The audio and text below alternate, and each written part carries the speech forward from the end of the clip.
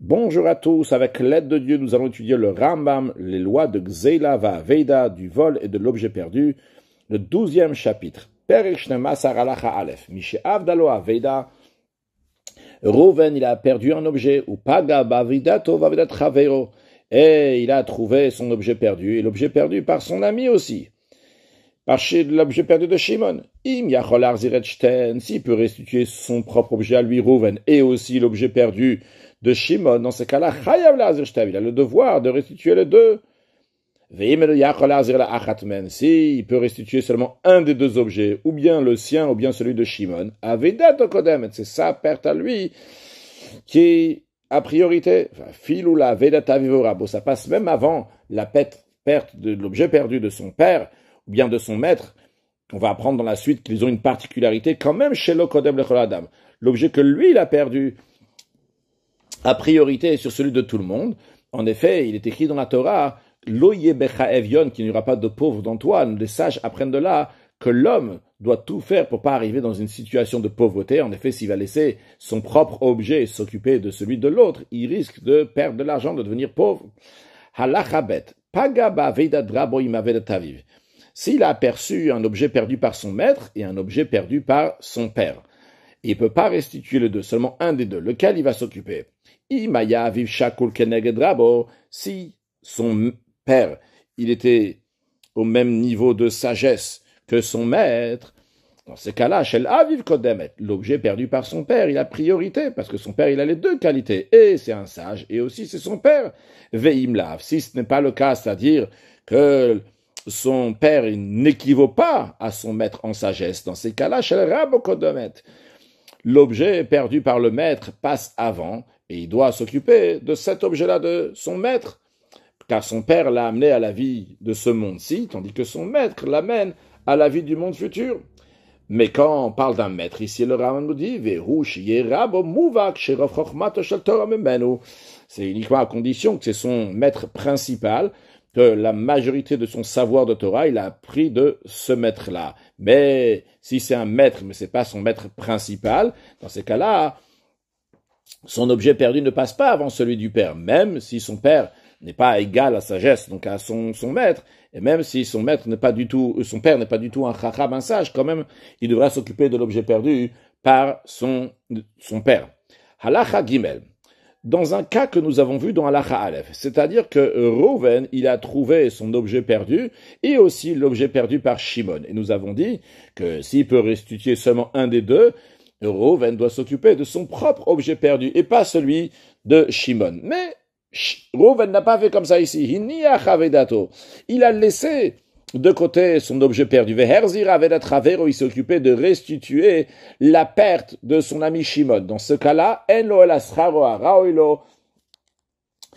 Rouven, il aura uniquement le salaire qui lui est approprié pour le travail qu'il a fait pour prendre l'objet perdu de Shimon, mais non pas un dédommagement pour l'objet perdu par Rouven.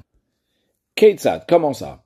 Shatafna chamoro v'chamor chavero. Si un fleuve a emporté l'âne de Rouven et l'âne de Shimon, shelo yafe mané, le sien, celui de Rouven, il vaut un mané, c'est-à-dire 100 ouz. Shel chavero et l'âne de Shimon, mataim, il vaut 200 ouz. Qu'est-ce qu'il a fait, Rouven? Hini achet shelo. Il a laissé son âne qui vaut seulement 100 ouz. Vehitzilat shel chavero. Il a sauvé l'âne de son ami Shimon qui vaut 200 ouz. Mais l'âne de Rouven, c'est emporté, il est plus là, il a perdu son âne. Eh bien, il a seulement le salaire approprié pour le travail qu'il a fait, mais non pas un dédommagement pour son âne, bien qu'il a perdu son âne. Mais il lui avait pas dit clairement à Shimon, écoute, je vais sauver ton âne et tu vas me restituer, tu vas me dédommager mon âne. Mais non, Veima Marlo, si Rouven, il a dit à Shimon, écoute, Atzilat Shelcha, moi, je suis prêt à sauver ton âne qui vaut 212, Ve'atanoten lid mesheli, tu vas me donner la valeur de mon âne qui vaut 112. Oshit nabifne bedin, ou bien que Rouven, il a fait cette condition-là devant 3 personnes qui sont considérées donc un tribunal. Chayav litedod meshelo, dans ces cas-là, Shimon a le devoir de donner à Rouven 112, qui est la valeur de l'âne que Rouven a perdu pour s'occuper de l'âne de Shimon qui vaut 212. Même si Après cela, l'âne de Rouven s'en est sorti de ce fleuve qu'il a emporté. Donc, Rouven n'a pas perdu son âne finalement, quand même. Oil velonita segbo, vu que Rouven ne s'est pas occupé à sauver son âne, mais il s'est occupé à sauver l'âne de Shimon, et il a fait une condition avec Shimon, ou bien devant le tribunal, eh bien, Zacha b'masheitna imo, il a mérité, il a gagné la condition qu'il a fait avec Shimon, c'est-à-dire que Shimon devra lui donner 100 zouz, en plus du fait que, Baruch Hashem, tant mieux pour lui, son âne est sorti et que Rouven a aussi son âne, mais concrètement, vu qu'il s'est pas occupé de son âne qui vaut 100 zouz, il s'est occupé de l'âne de Shimon qui vaut 200 zouz, il a fait une condition avec Shimon, eh bien, Shimon doit lui donner les 100 zouz. Halachat dalet, yarad lehatzil velo itzil. Si Rouven, il est parti pour sauver l'âne de Shimon qui vaut plus cher. Et il a fait une condition avec Shimon en lui disant, écoute, je laisse mon âne de côté pour sauver ton âne qui vaut 200 zouz, mais tu donneras la valeur du mien qui vaut 100 zouz. Et concrètement, il n'a pas réussi à sauver l'âne de Shimon. Et finalement, il a perdu l'âne de Shimon et son âne aussi. Il a pas, ou bien même s'il a, ça change pas. Il a uniquement le salaire qu'il faut donner à quelqu'un, donc qui fait ce travail-là d'essayer de sauver un âne. De même, si Rouven était en train de travailler au bat al mimlar toshe shava dinar, il a arrêté son travail qui vaut 1 dinar. Veherzira veida sheshava mea dinarim. Et il a rendu à Shimon une perte qui vaut 100 dinars. Lo yomarlo, Rouven ne peut pas dire à Shimon, tenni dinar sheivsati, donne-moi le dinar que j'ai perdu de mon travail. Et la note enosra ok poel batel, il va lui donner le salaire comme un ouvrier qui va arrêter de travailler. Chez batel motamlach hashayos ekba, qui va arrêter le travail qu'il est en train de faire. Alors ça, c'est quand même assez spécial, donc c'est cette manière de faire le calcul, parce que c'est en fonction du travail qu'il est en train de faire, combien il est prêt à ne pas travailler et recevoir à la place de ce qu'il aurait reçu s'il avait travaillé. Et il y a une différence en fonction de la difficulté du travail. Par exemple, si quelqu'un il est en train de creuser des rochers, des mines, donc c'est un travail donc qui est très très dur. Et si quelqu'un, on va lui dire, écoute, tu fais pas ce travail-là et à la place je vais te payer, il est prêt à recevoir même une petite somme d'argent. Par exemple, imaginons que cette personne qui travaille très très dur au soleil, à casser des pierres et à porter des choses qui sont très très lourdes, en plein été, il n'en peut plus, et il gagne 2 zouz. Et on va lui dire, écoute, tu fais rien, à la place, on te donne un demi-zouz. Il sera prêt à perdre 1 zouz et demi pour ne pas travailler. Par contre, si on va aller chez un banquier, quelqu'un qui est assis tranquillement dans son bureau, et il échange de l'argent, il n'y a pas des gros efforts à faire. Et il n'y a pas une grande différence entre celui-là et la personne donc, qui fait rien du tout. Et on va lui dire, écoute, tu as l'habitude de recevoir 2 zouz par jour, fais rien du tout, on va te donner un demi-zouz. Il va te dire, écoute, ça m'intéresse pas. Par contre, si on lui dit, écoute, tu fais rien, on te donne 1 zouz et demi, il va dire, bon, ok, je suis prêt à ne pas travailler. Donc, c'est comme ça qu'on fait le calcul de ce travail-là, comment on va évaluer ce poel qui est batel. Donc, c'est en fonction de chaque travail. Ce que le Ram nous dit, notenos raro, qui est poel batel.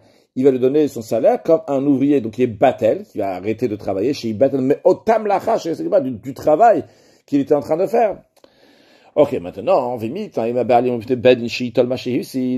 ce Rouven qui gagnait 1 dinar pour le travail qu'il est en train de faire, et il est parti sauver quelque chose qui valait 100 dinarim qui appartenait à Shimon, et il a dit à Shimon, écoute, j'arrête mon travail, mais tu vas me donner 1 dinar après, ou bien qu'il n'a pas dit à Shimon, mais il a dit ça devant 3 personnes qui sont considérées un tribunal. Il dit, je prendrai ce que j'ai perdu, donc 1 dinar, vehirshu. Et donc, le propriétaire, ou bien le tribunal, ont donné leur accord. Eh bien, Rezen Notel, dans ce cas-là, il prendra ce qu'il a perdu. Ve'imen shambe alim velobedin. S'il n'y a pas de propriétaire et il n'y a pas de tribunal, dans ce cas-là, shelo kodem, son travail passe avant. Donc, il ne doit pas arrêter donc son travail pour aller s'occuper de la perte de l'autre, bien que son travail vaut seulement 1 dinar et celui de l'autre, donc il vaut 100 dinarim, ce qu'il est en train de perdre, quand même, il doit faire son travail et avoir son dinar. Halachae, dans le même esprit, 2 personnes qui étaient en chemin. L'un, il était avec son tonneau de vin, et l'autre, il était avec sa cruche de miel. Et la cruche de miel s'est fendue. Donc le miel va commencer à couler. Le miel coûte très très cher. Avant que le miel tombe sur le sol. Celui qui a du vin, il a vidé son tonneau de vin. Il a sauvé le miel qui était dans la cruche, qui va pas tomber par terre, maintenant il va aller dans le tonneau, comme ça, donc le miel a été sauvé. Eh bien, il a seulement le salaire qui lui est approprié pour ce travail-là, et il n'a pas un dédommagement pour le vin. Maintenant, veimamar, et si le propriétaire du vin, il a dit au propriétaire du miel, Atzil Shelcha, écoute, je vais sauver Shelcha, ton miel. Ve'ata notanid mesheli, par contre, tu vas me donner le salaire, combien ça coûte mon vin, le prix de mon vin. Au Sheit Nabifne Bed, bien qu'il a fait cette condition-là, devant 3 personnes qui sont considérées un tribunal, il a le devoir de lui donner la valeur du vin. Si le miel est déjà, s'il est tombé par terre, dans ce cas-là, il est considéré qu'il est abandonné parce qu'il ne peut plus le sauver. Dans tel cas, tout celui qui va sauver ce miel-là, eh bien, ça lui appartient à lui-même. Si il y en a un qui venait avec une cruche de miel et l'autre il venait avec des contenants qui étaient vides. Venis de kakad advash. Et la cruche de miel s'est fendue. Et le propriétaire des contenants qui sont vides, il a dit, écoute, je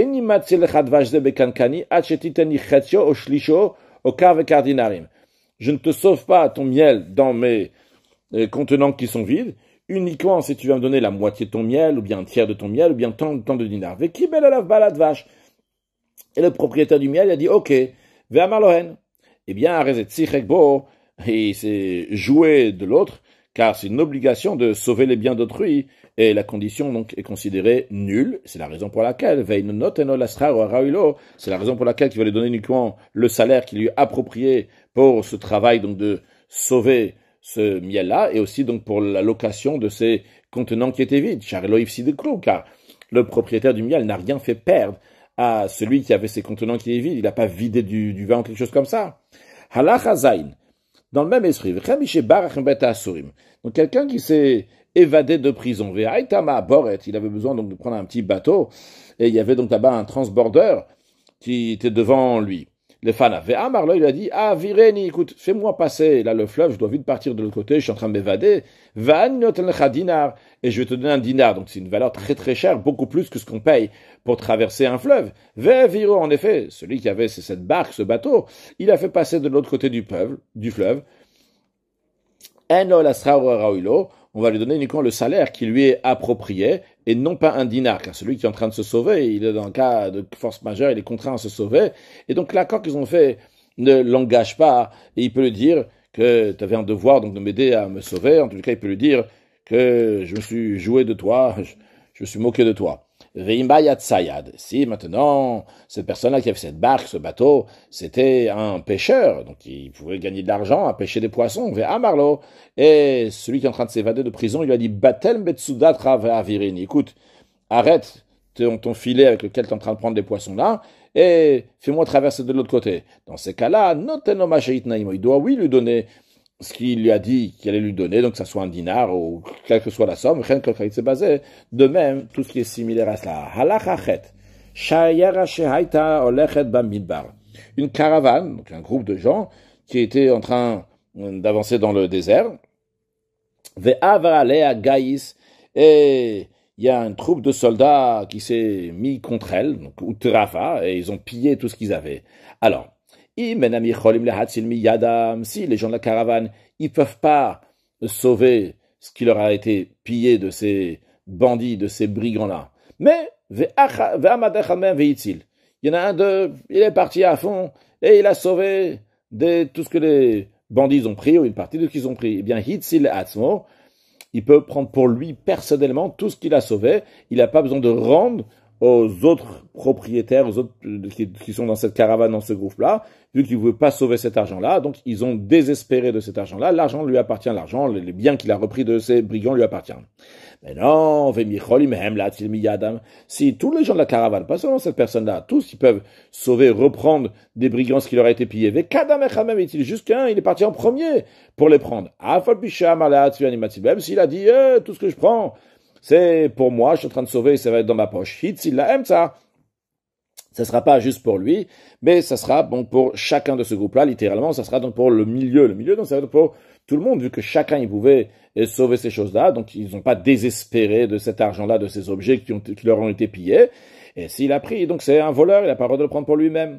Maintenant, toujours dans le cas précédent, mais c'est un peu différent. Ça, ils se sont fait piller, mais la situation est un peu différente. C'est pas comme avant que tout le monde aurait pu prendre. Il y a le premier cas dans lequel personne ne pouvait prendre. Mais il y a un qui, comme ça, il s'est lancé. Il a réussi. Deuxième cas dans lequel, bon, ils peuvent tous sauver. Maintenant, c'est un cas que ils auraient pu sauver les biens. Donc, les gens de la caravane, ils auraient pu, ces voyageurs, ils auraient pu sauver, mais avec difficulté. C'est pas évident. Beaucoup d'efforts. Eh bien, quand la matil lemta, tout celui qui a sauvé des choses là-bas, eh bien, ça appartient à tout le monde. Au milieu, chacun va prendre ses biens. Par contre, s'il a dit ici, ce que je prends, c'est pour moi, vu que c'est pas le même cas qu'avant que tout le monde peut prendre. Là, c'est de justesse, c'est avec difficulté. Et s'il a dit, tout ce que je prends, c'est pour moi, il prend pour lui-même. Chez Kevin, chez Shamou, Omer, vu que les voyageurs ont entendu qu'il a dit, je suis en train de prendre ça pour moi-même, et donc il a l'intention de tout prendre. Ils avaient qu'à eux-mêmes se mettre en difficulté et braver le danger pour sauver leurs biens. Vu qu'ils sont restés assis, donc passifs, les bras croisés, ils n'ont pas sauvé leurs biens. Eh bien, c'est une preuve qu'ils ont désespéré de pouvoir prendre tous ces biens qui leur ont été pillés. Halachayud, si dans cette caravane, dans ce groupe de voyageurs, il y avait Shnei Shutafin, il y avait deux associés, et il y a des brigands, des soldats qui sont venus les piller, et un des deux associés, il a sauvé, bien il a sauvé pour les deux, pas seulement pour lui-même, parce qu'en général, quand ils font quelque chose donc en association, ils s'occupent donc tout le monde s'occupe des autres aussi, pas seulement de soi-même. On est associés, on est ensemble. Et maintenant, si c'est associé, il a dit les atzmi animatil, ce que je sauve, c'est uniquement pour moi, donc c'est bien pour m'appartenir. Dans ces cas-là, on considère qu'il s'est séparé par cela de son collègue, de son associé, et il a sauvé les biens pour lui-même.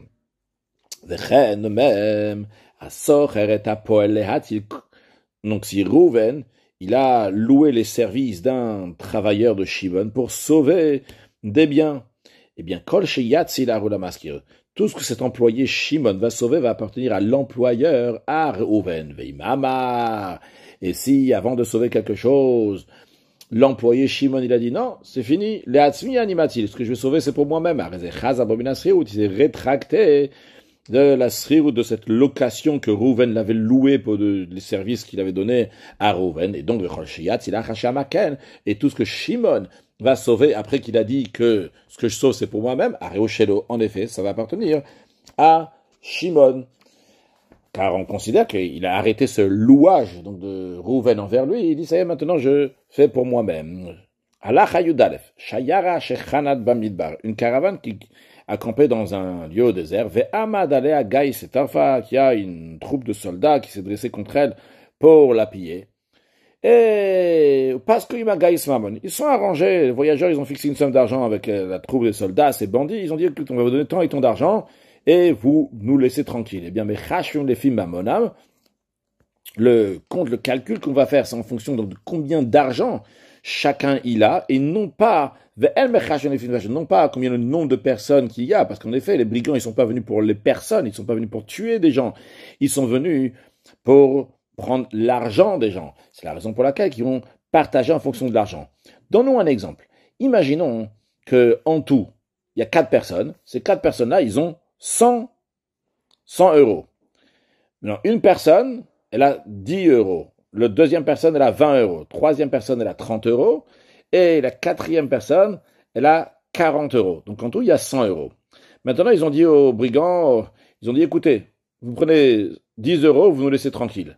Alors, chacun, il va donner en fonction de combien il a. Celui qui a 10 euros, il va donner 1 euro. Celui qui a 20 euros, il va donner 2 euros. Celui qui a 30 euros, il va donner 3 euros. Celui qui a 40 euros va donner 4 euros.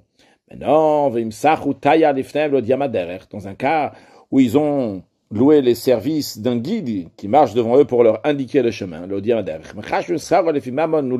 là, quand ils vont le payer à lui, donc pour son guide, ils vont payer en fonction des gens et aussi bien donc de l'argent qu'ils ont. Donc les deux vont compter moitié, moitié. Pourquoi? Parce que ce guide-là, pourquoi on l'a pris ce service? C'est aussi bien pour sauver l'argent, mais aussi pour sauver les gens. S'ils vont se perdre dans le désert, c'est pas seulement leur argent qui est en danger, c'est aussi leur âme. Donc c'est la raison pour laquelle on va faire moitié-moitié. Qu'est-ce que ça veut dire qu'on va faire moitié? Prenons le même exemple qu'on a donné tout à l'heure, donc ils sont 4 personnes. La somme d'argent qu'ils ont, c'est 100 euros. Donc un, il a 10 euros, le deuxième, il a 20 euros, le troisième, il a 30 euros, le quatrième, il a 40 euros. Et on paye donc ce guide-là, on le paye 20 euros. Alors, 10 euros, on va prendre comme on l'a dit avant, que celui qui a 10 euros, il va donner 1, celui qui a 20, il va donner 2, celui qui a 30, il va donner 3, celui qui a 40, il va donner 4, comme ça sera 10.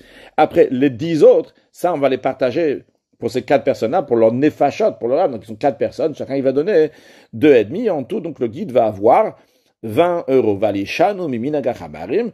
Et le Rav nous dit qu'il ne faut pas dévier de l'usage des âniers. C'est-à-dire que si les âniers, ils composent la majorité des caravanes, donc ils ont coutume de calculer la participation de chacun selon le nombre de personnes uniquement, ou bien seulement en fonction de la valeur des biens, eh bien on doit faire d'après l'usage local.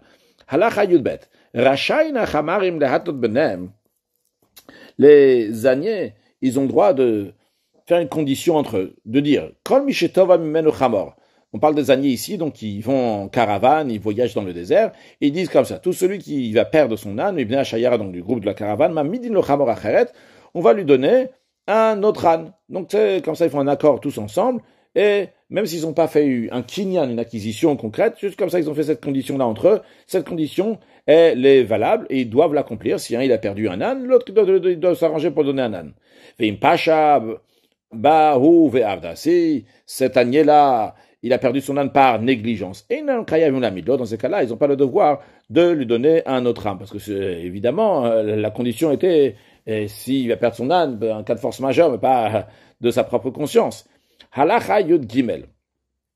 Dans un cas où les voyageurs de la caravane, ils ont fait une condition entre eux que si quelqu'un va perdre un âne, eh bien, les autres, ils vont lui donner un âne. Et en effet, avda chamo, il y a quelqu'un qui a perdu son âne. Ve'amar, mais celui qui a perdu son âne, il dit, écoutez, je suis plus intéressé des ânes maintenant. Tnulida mea, donnez-moi l'argent, la valeur de l'âne. Je suis plus intéressé d'avoir un âne maintenant. De toute façon, je reste avec vous dans le voyage, je reste dans la caravane, et je vais garder aussi avec vous. Donc les autres ânes, en shomino, bien les autres, n'ont pas le devoir de l'écouter, lui donner de l'argent à la place de l'âne. Et la mamie de l'ochamorachet, mais il lui donne un autre âne. Pourquoi ils sont plus intéressés de lui donner un âne que de l'argent, que de chez Isaac, pour qu'il va s'empresser, faire attention, et garder son animal. C'est-à-dire, de plus en plus qu'il y a des gens qui gardent leur animal, leur âne, eh bien, la garde est la plus grande en général. Même si celui qui a perdu un âne, il a encore un autre âne, un autre animal dans cette caravane-là. Donc il peut dire, de toute façon, je fais encore la garde, parce que j'ai un animal, je garde les animaux. Non. On ne peut pas comparer celui qui garde 2 ânes à celui qui garde un âne, un animal ou 2 animaux. Quand il garde 2 animaux, à ce moment-là, il fait encore plus attention. Donc ils sont intéressés, qu'on va faire très attention. Un bateau qui est en train d'aller en mer, et il y a une grande tempête, et qui allait noyer le bateau. Et qu'est-ce qu'il faut faire? Donc il fallait jeter des choses du bateau pour alléger. En effet, ils ont allégé la charge du bateau. Ils ont jeté une partie de la cargaison pour pas que le bateau va se noyer. Alors, lorsqu'ils vont faire les comptes de tout le monde, eh bien, on va faire le calcul en fonction du poids et non pas en fonction de la valeur des objets qui ont été jetés. Imaginons par exemple, dans ce bateau-là, il y avait Reuven et Shimon. Reuven, il avait 100 kilos d'or, et Shimon, il avait 100 kilos de fer, de métaux. Et celui qui a de l'or, il a jeté 10 kilos d'or. Eh bien, le propriétaire du fer, il doit donner à Shimon, donc donner à Reuven uniquement 5 kilos de fer. En effet, on parle d'un cas ici que Reuven, il a déjà jeté, de base, ce qu'il aurait dû faire, c'est que Reuven, il va jeter 5 kilos d'or et que Shimon va jeter 5 kilos de métal, ou encore mieux, que Reuven s'arrange avec Shimon et lui dit, écoute, jette-toi 10 kilos et les 5 kilos que moi je dois jeter, je vais m'arranger avec toi, je vais te les payer parce que mon or il coûte plus cher. Mais concrètement, c'est déjà passé comme ça. Il a déjà jeté ces 10 kilos d'or. On ne dit pas que Shimon va devoir donner à Reuven la valeur de 5 kilos d'or. Écoute, voilà, 5 kilos de métaux, c'est ce qu'il lui donne.